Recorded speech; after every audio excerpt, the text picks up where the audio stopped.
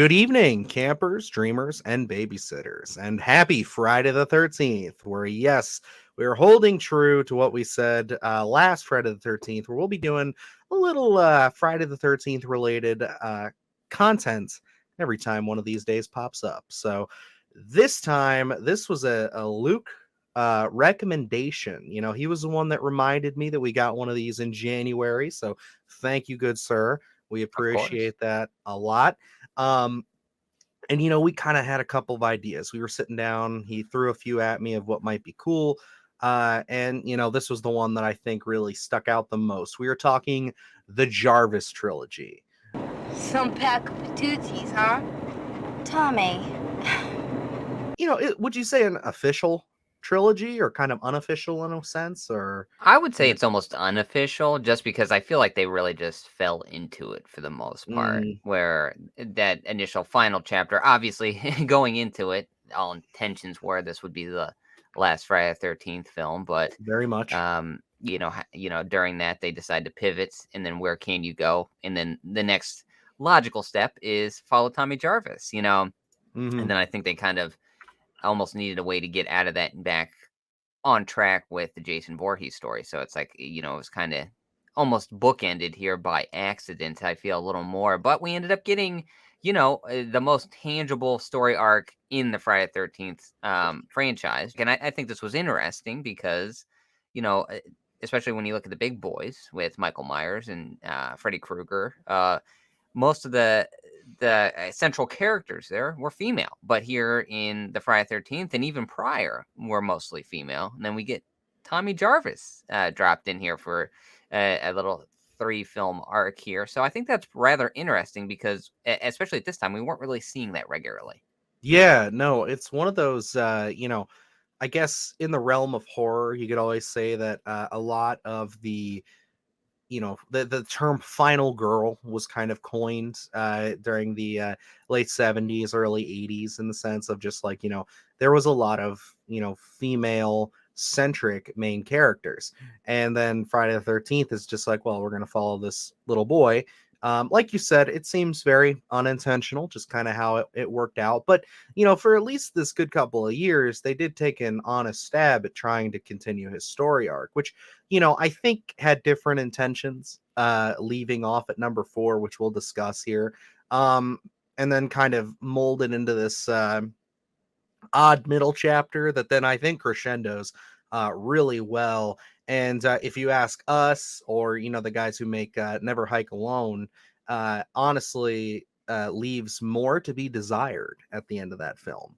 I think that he's a wonderful character, Tommy Jarvis himself. I think that he's so interesting in the sense of how he got entangled with Jason and just this almost PTSD like need to put the monster down, kind of a sense. And it makes him very interesting. It does put him, in my opinion, on the same level of like a Laurie Strode, or a Nancy from Nightmare on Elm Street. It is nice. It's almost one of those things where you talk about having like a big crossover film.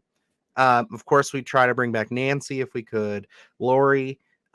If we had like all 3 of the main killers, Jason, Freddy, and Michael, all attacking each other. For me, it's Tommy Jarvis is the one you bring back for Jason.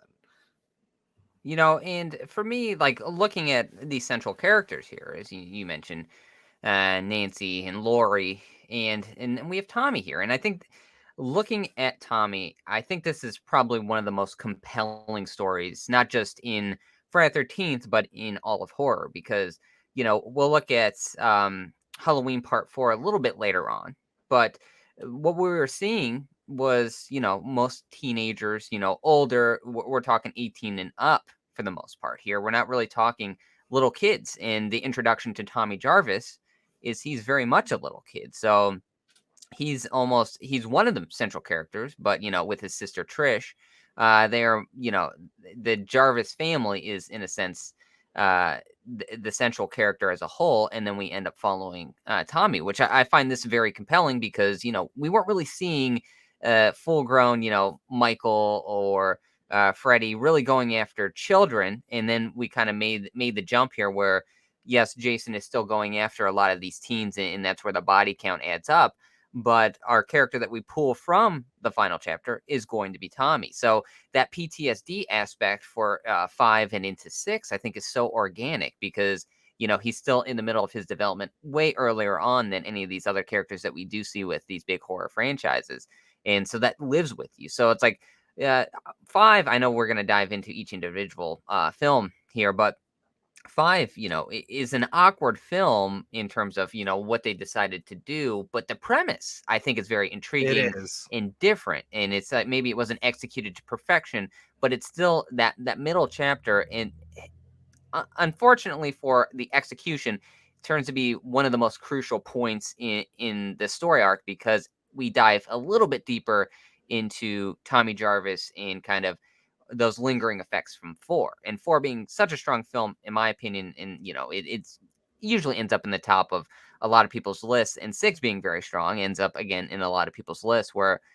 5 being that kind of crucial point, kind of in that awkward storytelling, kind of, it's slightly unfortunate. But, I think 5 has found a little bit of love here as, the term reappraisal has been so poignant here in the last few years.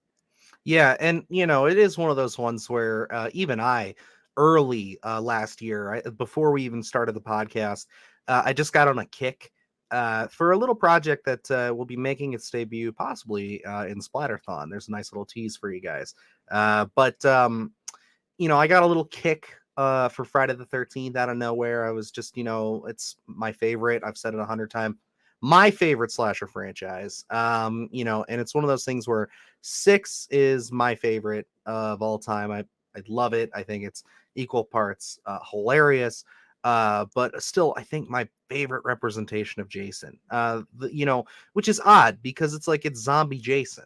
And I go on to kind of criticize the series as it goes on with their portrayal of zombie Jason, but I think it's just you put that in a confident filmmaker's hands who kind of understood where the series was at the time, but not only made it kind of an ode to classic Universal monsters horror by making him like this Frankenstein-like character who comes back from the dead from a lightning strike. Um, but he also again threw in humor, but then some actual genuine scary scenes with Jason. I think that this really brought the terror back to him. So it's something where it's like I do really I think identify with that as my Friday the 13th the most. And I know for you, funny enough, the way I structured the background here, it's perfect.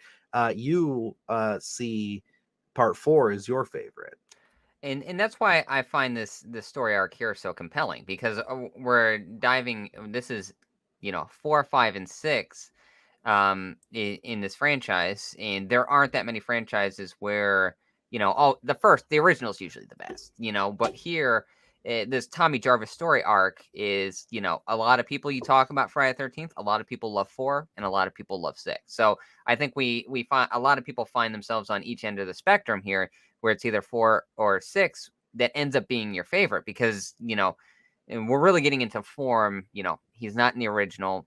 2, he's Sackhead Jason. 3 is where we finally get the hockey mask. 4 is like, okay, we're firing on all cylinders. This is iconic Jason before we get full on supernatural. I think 4 still has some supernatural undertones, obviously, in it. Mm-hmm. And then, 5, we kind of sit out with no Jason. And then 6 is where we're full on supernatural. So it's like, up until this point, I think this is where we really get into the creation and formation of what we all think of as Jason. 7, the New Blood has a great character design, but beyond that, I think it's loses something in the story is where you're saying, 6, you look at that film and it goes full board, Frankenstein's monster kind of Jason.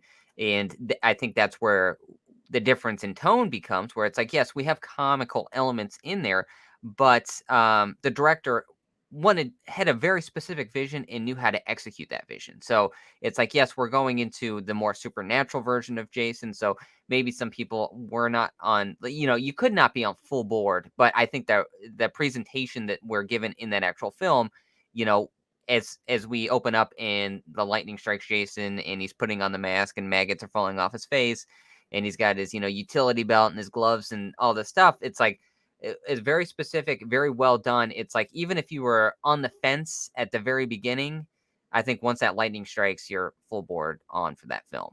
Absolutely. So let's kind of take it film by film here, because I kind of went on my tangent about six, but what I was going to say was I did revisit part five for the first time in many years at the start of 2022.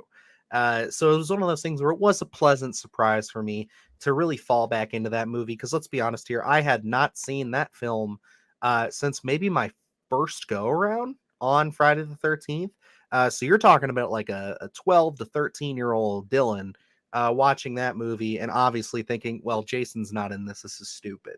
Yeah. And then it's kind of funny and poetic how we had the whole ordeal with, and I keep bringing it up, we're always going to bring it up, Halloween Ends this past year, where they did something kind of similar, not directly similar, but sort of an idea, Yeah. a little adjacent Undertones, very cousin reminiscent. film. Yes, very reminiscent. We brought that up in our discussions with that film a lot. Um, so it's one of those things where it's like, I think, four will forever be burned into my memory for a long, long time, especially at that 12, 13-year-old range for Dylan there. That was my favorite. It wasn't until probably my, early 20s where I fell in love with, part six as much as I did. I want to say maybe when I was around the 18, 19 range is when I did fall in love with that film. But four still has a special place in my heart. But since that's your favorite, Luke, why don't you take it away? What do you think with the setup here as far as Tommy Jarvis? Like, how we introduce his character, how they represent his family and everything. Just tell us in depth how you feel about part four. Part four, I love that we get these dueling stories here where, uh, again, we have the Jarvis family, which at the time, very different, where the opposing force of Jason's going to be kind of looming over the Jarvis family. But, that's not just the full part of the story. We get our iconic, what we're used to. We're getting kids coming into the cabin to party, so we kind of have both these divvying up of stories, which I find interesting because, and I think I remember telling you this ages ago, where I was working on something and not necessarily verbatim of Jason or the final chapter, but it's like, I have a character's family, and then we also have, our teens coming in to this cabin, and I wanted to do the divvying up of time of when we're introduced to everything going on, and um because this film for me is melded so perfectly, where we have a lot of characters going on here, and yes, we don't get them all drawn out in terms of backstories and things like that, but I think each one serves enough of a purpose that we create the iconic kills, or you can pick them out of a lineup and say this, they are of part four.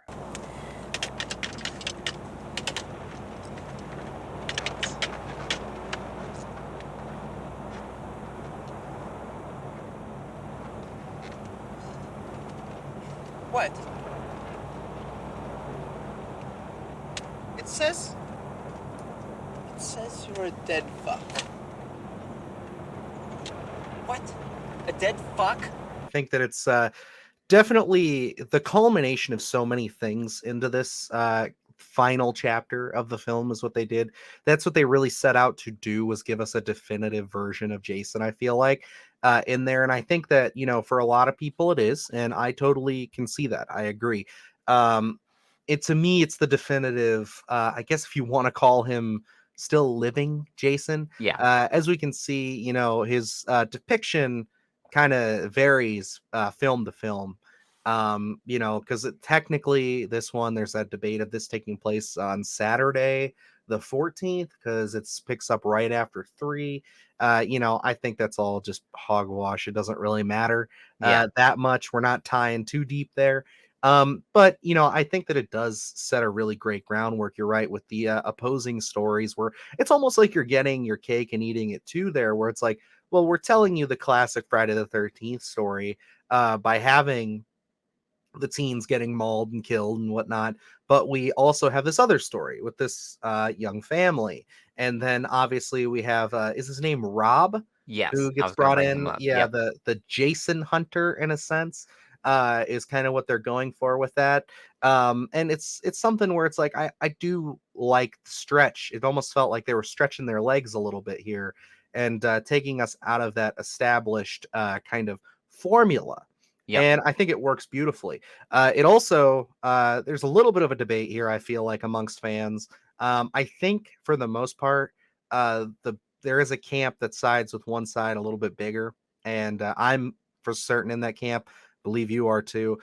Where we get introduced to Tommy Jarvis here, as we've been saying, but he's played by Corey Feldman, which this is right before he got massive, I believe, because he could only show up for a scene in part 5. I know they were hoping to maybe have him come back and be in part 5, but it just wasn't working out. But it's one of those things where it's like he does an excellent job of like kind of really grounding that child character. He's one of the best child actors of the time, of course. But I love one of my favorite scenes is when he sees the couple across the way Yes. and they're getting busy and he's just all like losing his shit, like seeing the girl with her top off. Now, I don't mean to be crude. It's just how young boys are. You see some boobs. If you identify that way, if you're heterosexual, it excites you that age. You're like, holy shit, I shouldn't be seeing this, but this is cool. It just felt so relatable, and it's just one of those things where I think it really makes you identify with that character and makes you really like see like this is really a real person here. I think as we get into 5, it's a little tougher to find that, but they do recover it really well, I think, in 6. We'll get to that in just a second. But yeah, I do think that 4 is a really excellent starting point for this. And honestly, I would not be upset if someone told me that they started from part 4. Like Yeah. if that's where you watched it. And I think that's the beauty of this franchise. I mean, we could talk about this 10 ways to Sunday, but Friday the 13th gives you kind of a rare uh retrospective where you can kind of start wherever you want, which could be seen as a detriment, but also I see it as a positive. Yeah. Because like you could start at the first film, or you could start at number 4, or you could start at 6. Really, I mean, it's just kind of pick your poison at that point. Yeah, and that's where it's like I think it's interesting because we do have this Jarvis story arc here, but I could watch 4 and be completely satisfied with the ending of 4. Picking up Mhm. on 6, hey, I could, if I didn't even know about part 4, I totally believe that this dude just wants to go, put an end to Jason. That could have been a new character completely, and I would have bought into it. Just knowing the lore of Jason.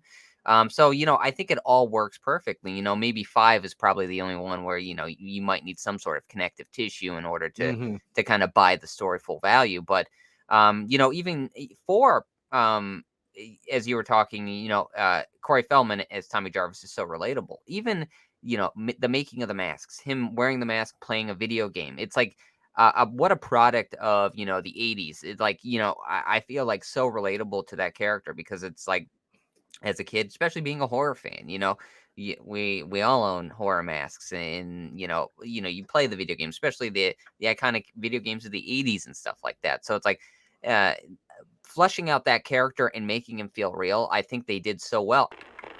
Tommy, turn that down.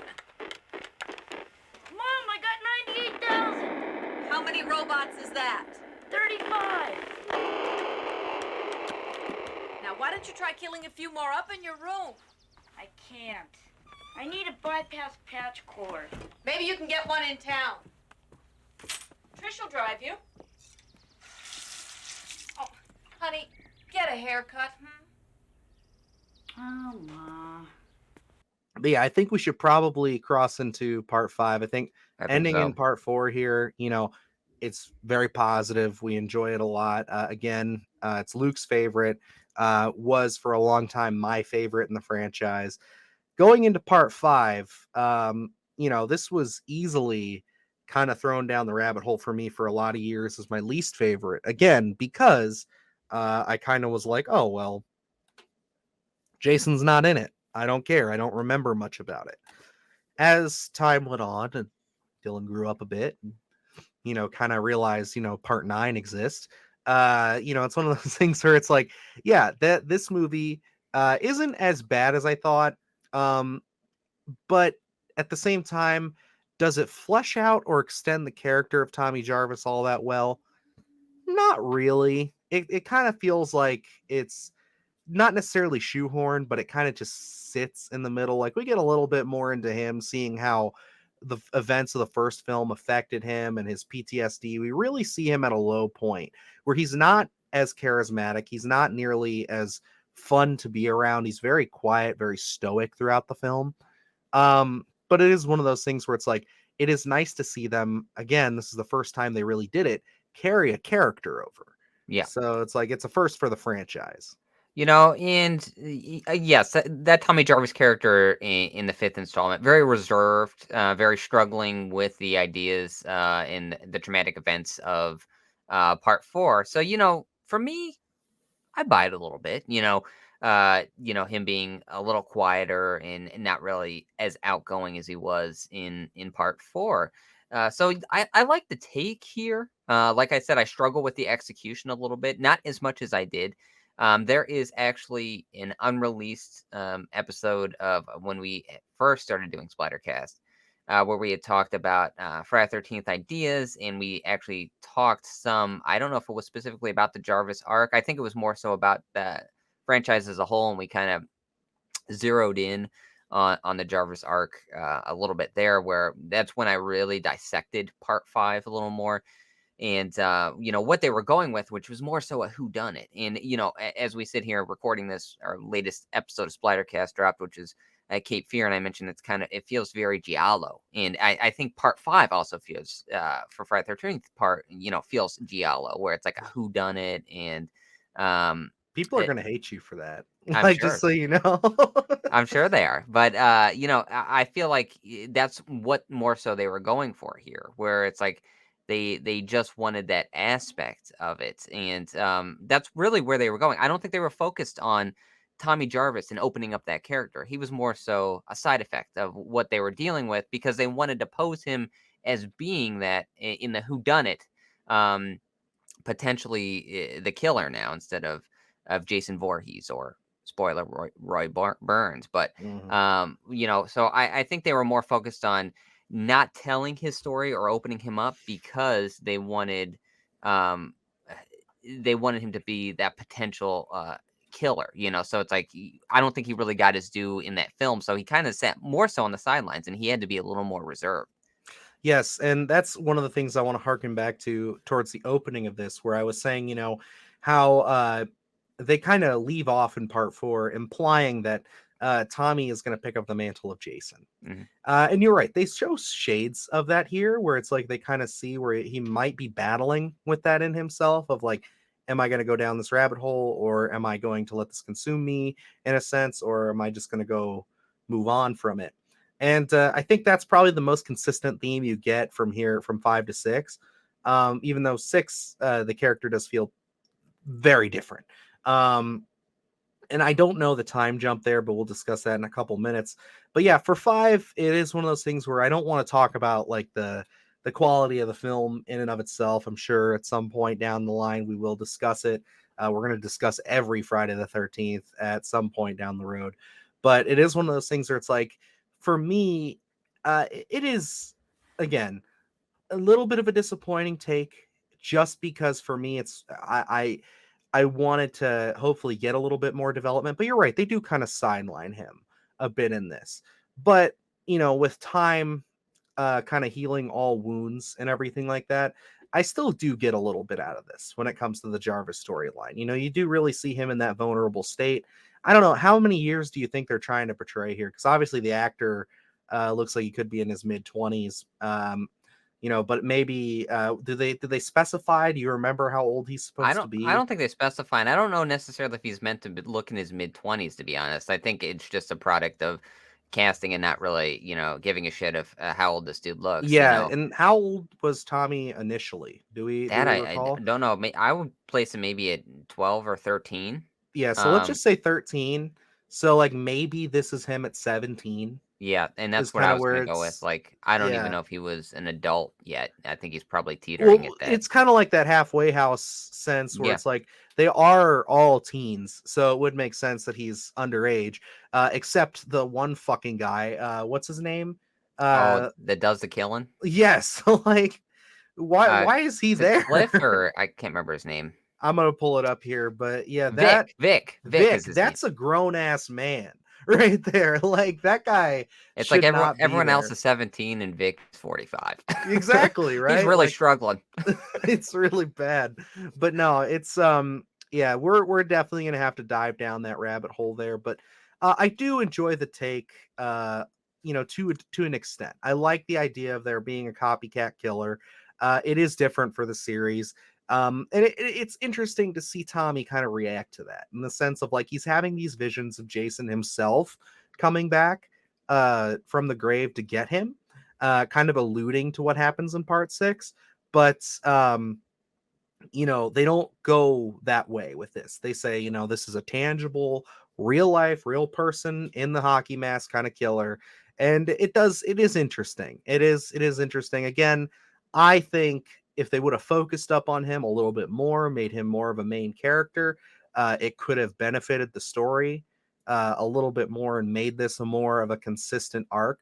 I know we kind of lean on Pam is kind of like our pseudo main character. Yeah.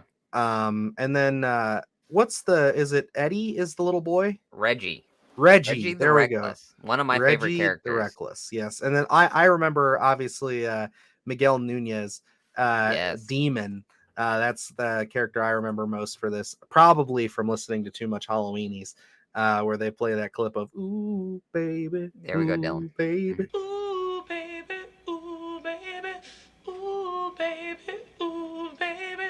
It's an interesting, odd place to kind of take it, but I don't think it totally ruins anything. It just kind of feels a little bit like a stepping stone. And, to be honest, you could totally not watch it too. Like, there's that option as well. It won't affect your viewing if you go from 4 to 6. Yeah. And I think now, just for the purpose of time, we should probably hop into 6 a little bit. And I want to start this off by saying, I brought up a point of, there's 2 different camps here on where we could take this series going past 6 if we wanted to. What's your preferred Tommy Jarvis? I mean, we have 2 actors, Corey Feldman and then Tom Matthews, who picks up the mantle over here. Not saying anything, against John Shepard. Like, he was fine. He did a great job, but I don't think he's nearly as iconic as the other 2. Yeah. So it's one of those things where it's like, where do you fall with it? Would you, if we did continue the story, do you want to see Tom Matthews return, or would you like to see Corey Feldman? For me, Okay. it's easy. I mean, Yeah. Well, okay. And this is where I fall. Okay, so Corey Feldman as a child actor, I think is perfect. Great casting. I think he fits the role perfectly. Corey Feldman as an adult, you lose me. Like I just don't buy him as that kind of leading, our central character kind of force. I struggle with his return in like Lost Boys, to take him yes. seriously, and I don't know if that's a product of just the 90s, the 2 Coreys, all this stuff where it's like I can't buy it anymore. So Tom Matthews, like I think is my as an adult is the perfect Tommy Jarvis. So I it's think like he reigns that. I think he reigns supreme in that he's like, argument. Yes. unfortunately, appearance wise, not to base everything on appearance, I think he's more distinguished, and you can buy him as that central character to take on Jason. Where Corey Feldman, as a kid, I buy it perfectly. As an adult, I need something more. I feel. Jason belongs in hell, and I'm gonna see he gets there.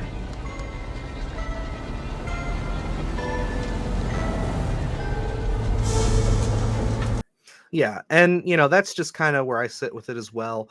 I think that Tom Matthews really took this character and went back to giving him that humanity that we lost a little bit in 5. Clearly he's still struggling with his PTSD, but he's able to keep himself together a bit.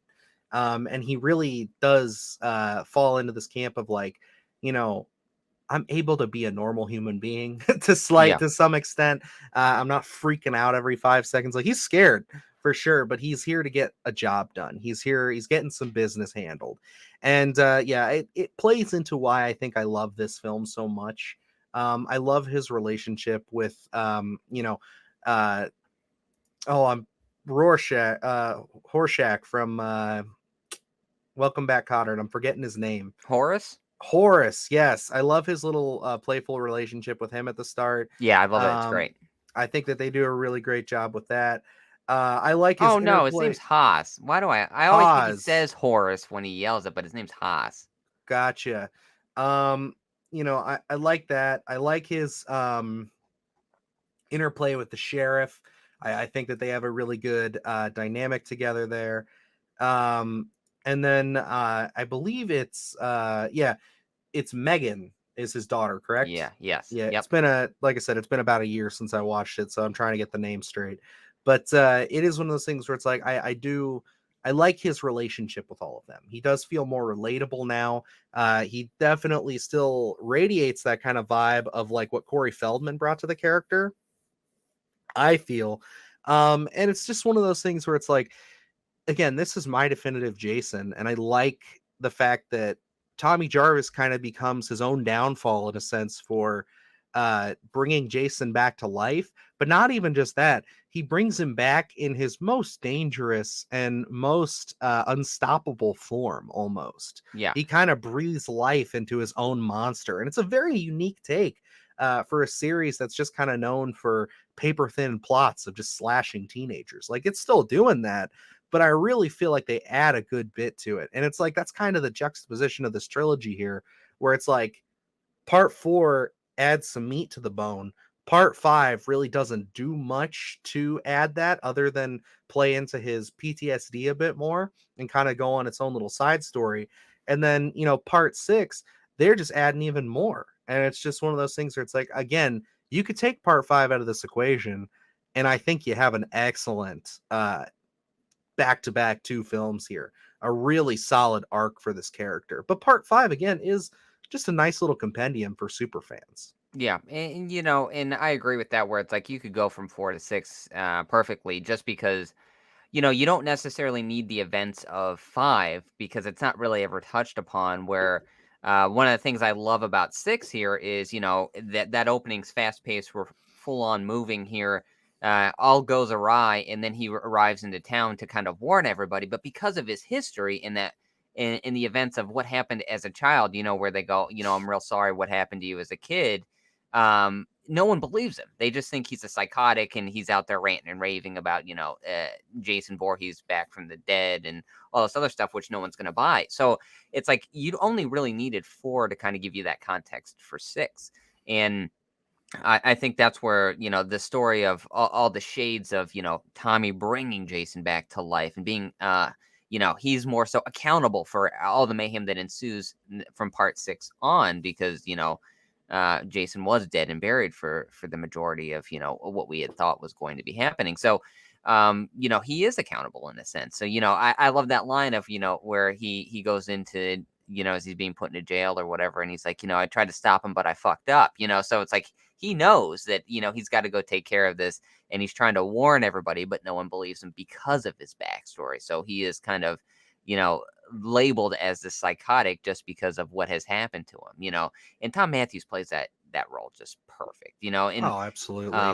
one of the things is, as we know, we're gonna be getting a TV series and hopefully opening up the town a little more because we do get it at the very beginnings, but I think they do a pretty good job of it in 6. We don't really dive too much into the town, yeah.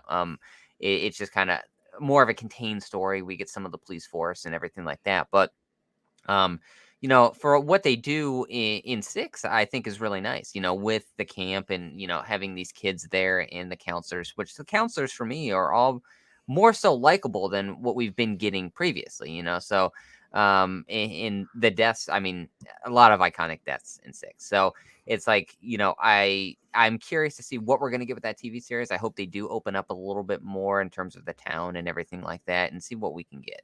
Absolutely, I agree. I'd love to see characters and actors come back. In a sense, Absolutely. I don't necessarily think they could do like characters per se. They might have to do some recasting to some of them, of course, because obviously, age is going to play a factor there. But even if you bring back actors, like Tom Matthews is a perfect one. Like, say we get into the later seasons, like I don't know how many. I think they said 10 seasons is where he'd like to go with this. So technically, if we go off of what people are thinking, 10 films. Maybe by season 5 or 6, you bring back Tom Matthews. I mean, shit, you could do it by 4 and Yeah. have him play kind of an overarching character. Maybe he's a sheriff or something. Um, we'll kind of dive into that more as we get more news on the series. But yeah, I'd love to see this character get continued in some way. Would I think. Oh, go ahead. I'm just curious here as we're kind of talking about the character, and I think they said with the TV series they're going to kind of trying to being all over the place with this, where we're going to be able to touch on all periods of time. Would you like to see them redo the Tommy Jarvis character with one solid actor, and kind of following him, not necessarily straight through the series, but it may be being introduced. I don't know how many, let's say we get 5 seasons introduced in the end of season 2, and we start following that character for a season or two, or do you think, we just leave Tommy Jarvis as is for the film franchise, and we bring Tom Matthews back as just a random one-off character somewhere? I would love to have him come back as a character. I that's and that's a bias, because I Yeah. enjoy this. I think we both do. We enjoy this kind of arc, this storyline here, this character in general. But yeah, I'd love to see him come back. I'd love to have them, however they want to incorporate it. Where again, maybe they don't have Tom Matthews, like age Tommy Jarvis come back. Maybe they recast the role, but get somebody Yeah. competent in there and bring that back and kind of play into the story arc of Jason ends up killing his mother. You can kind of change that a little bit. One thing that I feel like they kind of dropped the ball with, not to spin off into a whole nother thing. Obviously we have a lot to say here, so this won't be the last time we discuss the Jarvis trilogy. But it's one of those things where I'm like, where does sister go? Like, Yeah. where did she go? Because they really dropped the ball there. I think 6 had, you could have had an opportunity. I know that movie's just running and gunning, but somewhere in 5, somewhere in 6, you could have had a mention of her at least, or have something. I definitely think that leaves, uh, it's open for interpretation, but I think that there is some room there to play with that and kind of reincorporate her because she's a survivor herself. So it's just like I think that they did leave some stuff on the table. Obviously, it wasn't their main focus at the time, but in the series, you could have something where it's him and his sister, at least for a little while, and then maybe his sister gets got, and then that's what kind of brings us to the part 6 Jason or Mhm. part 6 Tommy that we see in the series. I don't know. And as we're talking about this Jarvis trilogy here, and say what you want about 5. I've grown. I don't love the film by any means. I've grown to kind of sit with it. I think as that effect of how people felt originally about Halloween 3 and Michael not being in it, as going into that film knowing Michael's not in it, it becomes an easier pill to swallow. So we're not that audience sitting in the theater not getting Michael during that viewing. Same thing with part 5 is, you understand he's not in it, and it's a different character portraying the role of Jason Voorhees. So, I don't hate it by any means. I don't love it, and I do think coming out of 5, there were so many. You opened up so many things. I think Reggie's another character that could be expanded upon. Absolutely. Um, Him part and his brother. Yeah. Yep. Yeah, part 4, with Tommy's sister, we don't really touch on it. In 6, I don't necessarily know if you needed to touch on any of that in 6 because, like you said, it's run and gun. We're starting off, at that starting line, and we don't let our foot off the gas until at the very end of that film.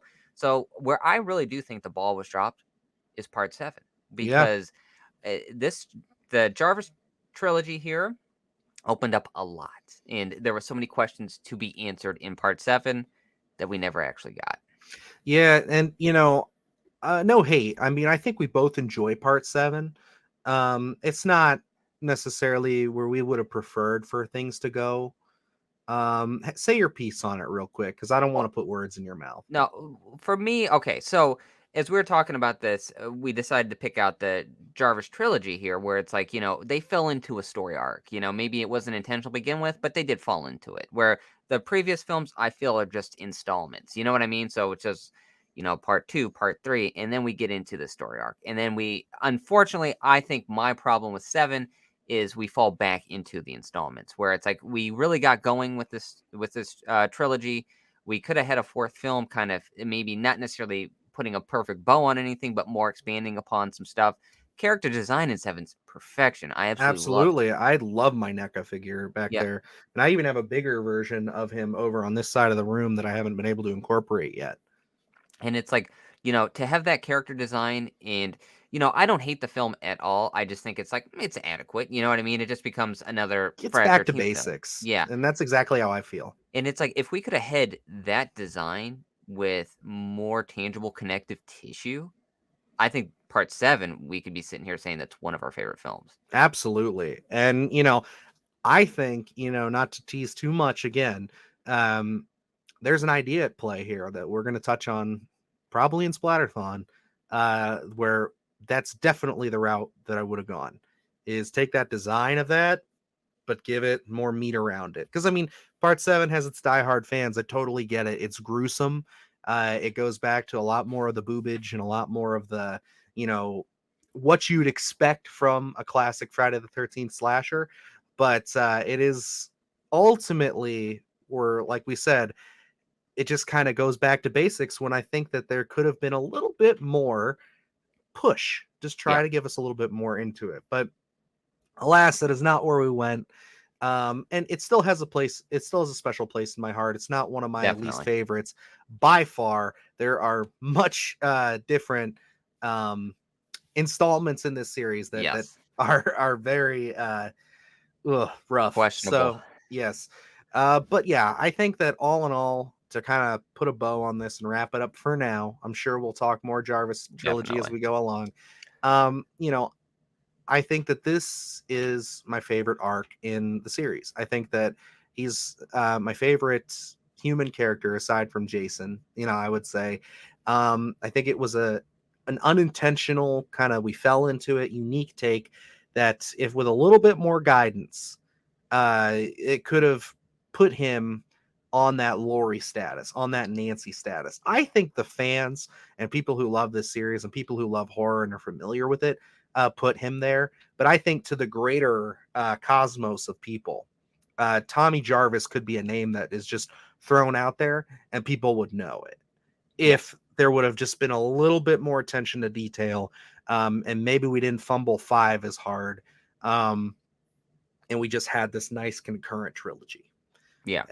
But and that's where it's like, 4, obviously my favorite. I think, we really started off strong, a lot of great themes and ideas going off on that. I think, in hindsight, if we could recast 5 and put Tom Matthews in there and maybe do some rewriting, I think, 5 could have been a really strong, even if we stuck with the whodunit. Even incorporating those themes into Tom Matthews escaping from the halfway house and reanimating Jason and then being pulled back in, and then that outside threat looming and no one believing him, I think could have been an interesting take as well, kind of melding 5 and 6. But getting back into 6, again, another strong installment, my second favorite. Basically we're going A1 and A2 at this point, just because they're both such strong installments. That's how I see it too. And Tommy Jarvis, for me, like we look at it, Laurie Strode, as we sit here with the conclusion of the David Gordon Green trilogy and a little more with Laurie Strode, but we didn't really get that at the time. This hasn't really been, we've revisited in H2O and things like that. But at this time, Laurie Strode was just in 2 films at that point. So, and we hadn't gotten Jamie Lloyd. And at this time, Nightmare on Elm Street was just coming out, and during part 4, I believe. So, and we were sitting with Nancy only with that first film, and I think she came back for Dream Warriors. But at this point, Tommy Jarvis was the most tangible, kind of character for a while. In terms of like sitting there with the story arc in these horror franchises. So, looking back on this, I'd say, what we got with David Gordon Green and knowing what we know with Nightmare on Elm Street, Tommy Jarvis may be my favorite in terms of the central characters in these horror franchises. Definitely, I would say probably most relatable to us in a sense. I don't know if I can say my favorite. It's tough to say. I do love all these characters for different reasons. Hmm. I definitely think that Jamie Lee and Laurie is the classic. I mean, it's one of those Yeah. ones where you look at it. She is kind of the matriarch. She kind of starts all this. And then, I think that Nancy is a strong character. I love what they end up doing with her, even in Dream Warriors, where they bring her out a little bit more. It's that kind of attention to detail that I wish Laurie herself and Tommy would have gotten as we went along. But yeah, I mean, Tommy Jarvis could have been a really strong character with a lot of deep connection to Jason. And the last button that I want to leave this off to is I appreciate that we were able to do this without saying, oh, he's Jason's long lost cousin or his brother or some kind of familial connection there. It is simply just he crossed paths with him as a kid and he never let it go. Jason doesn't care who Tommy is. Jason, it's clear as day. They tried to do it with the David Gordon Green stuff, but ultimately it just kind of seemed like they really fell back on it. Never as saying it, but it's just more like, oh, he's there for Laurie kind of thing. And for me, it's just like this. It was natural. They never Yeah. had to do it. It was pure vengeance and his nightmares that pushed him to want to put Jason in the grave officially. And like I said, ultimately 6 shows, it's his downfall because he makes him stronger than ever. Yeah, and that's where I find intriguing is, we keep going back to the David Gordon Green trilogy here, where, I think the misstep there for not being as relatable to Laurie Strode is, this Sarah Connor portrayal that a lot of people talk about is like, having the traps in her home and all this, just ammunition ready for him, whereas looking at Tommy Jarvis, I love the opening of 6 where it's a half-assed attempt. I just have gasoline and we're gonna go here in the middle of the night because I gotta put an end to him. I don't really know how this is gonna go. All I know is it's gonna end with Jason burning, and it all goes awry. I just feel like, the PTSD elements, I think it work, again, 5 is by no means my favorite, but touching on, going into the halfway house, him dealing with those ideas, and then, being released in 6 and immediately going right back to try and put an end to Jason and, being responsible for what happens afterward. I just love that portrayal of it. I think it's pretty accurate. And pretty believable. So it's like that for me, I'm able to go on this ride with Tommy Jarvis from 4 through 5 to 6. Whereas like sometimes in the portrayals of other central characters, I find them slightly far-fetched and it's like, that's a stretch. I agree. But alrighty, guys, I think we got to bring this to an end for now. We intended for this to be a 30-minute video, and of course, we talked ourselves to death. But hey, it's again my favorite series. I'd say probably your second favorite. Yeah, I mean, Slasher? when we talk about Halloween and Friday the 13th again, we're talking A1 and A2. So Yep, I agree. We love them to death. Even in their faults, we still find enjoyment. But hey, that's all we got for you for now. Again, we will definitely be revisiting this, but let us know your guys' thoughts on this. The unofficial trilogy in the midst of this Friday the 13th series with the Jarvis trilogy. Is this your preferred Friday the 13th story arc? Or are you guys more part 7 and on? Or are you part 1 and forward? Does it end at 4? Or do you take it all the way up to Freddy versus Jason? Like, where does this story go for you? I'm very curious to hear you guys' thoughts and just kind of how you feel about this wonderful series. I only subscribe to Jason Goes to Hell and Freddy versus Jason. Those are the only ones that exist in my timeline. Freddy versus Jason is a fun film, but yeah, you can just get the fuck off the set for that one there. Or turn your camera off, I guess I should say, for that Jason Goes to Hell comment. Rip me up if you want. If you're a fan, God love you. We'll be discussing that movie sooner rather than later, I feel. But yeah, Jason Goes to Hell, not for me. can go to So- hell. Yes, very much. But other than that, guys, feel free to subscribe to the channel if you haven't already. If you're just stumbling across us, thanks for finding us. We hope you enjoyed the content. Check out our other stuff down below here. We got a lot of good stuff hitting the channel here over the next few days. And of course, follow us on Instagram, TikTok, and Twitter at SplatterCastPod. And yeah, until next time, guys, I'm Dylan Newell. And I'm Luke Janesco. And remember, stay scared.